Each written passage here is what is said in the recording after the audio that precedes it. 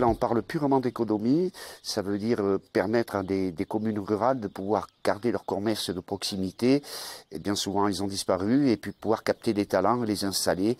Évidemment, avec l'aide financière, l'accompagnement d'abord de la communauté de communes, l'aide financière.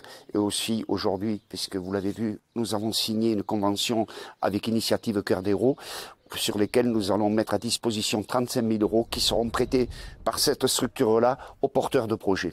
Nous prêtons de l'argent aux chefs d'entreprise et grâce à ces fonds, ils peuvent emprunter auprès des banques. Et on a en général un effet de levier de 13, c'est-à-dire 1 € prêté par Initiative Cœur d'Hérault représente 13 € injectés sur le territoire. Nous bénéficions, grâce au comité d'experts, d'un taux de pérennité à 82 ou 90% selon les années, à 3 ans pour les entreprises qui ont été financées. Aujourd'hui, la politique que nous menons autour d'un budget offensif fait que l'économie, comme on l'a vu ce matin aussi avec le soutien à l'agriculture, permet justement une installation avérée et des services de proximité. Les commerces en font partie, c'est de la lumière, mais aussi c'est un territoire qui bouge.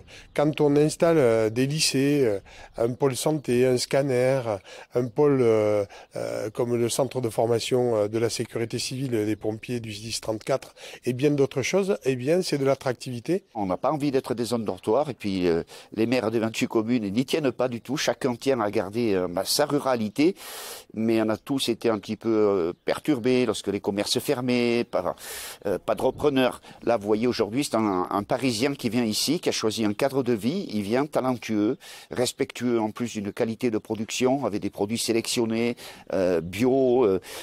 Voilà, c'est génial, quoi. Je fais que du pain au levain naturel. Je prêche pour le local, bio. Et j'ai eu l'opportunité de m'installer sur le Pouget. La communauté de communes, ils m'ont aidé, ils m'ont permis de faire les travaux. Concrètement, ils m'ont aidé à l'administratif, à monter l'entreprise et à financer tous les travaux du bâtiment. Village Vivant, c'est une coopérative immobilière, rurale et solidaire. Le principe, c'est qu'à la demande de porteurs de projets, on achète et on rénove des locaux pour les mettre en location. Et ça permet ainsi à des villages de retrouver des commerces qu'ils n'avaient plus, mais aussi à des lieux coopératifs ou associatifs de se monter pour créer des nouvelles formes de collectifs sur les territoires ruraux. Ici à Saint-André-de-Saint-Gonis, on a été mobilisé par Radio Pays d'Hérault, qui devait quitter les locaux qui lui étaient mis à disposition et qui nous a sollicité pour qu'on rachète un bâtiment qui était vacant depuis plus de 2 ans et qu'on fasse les travaux nécessaires au démarrage de l'activité de la radio.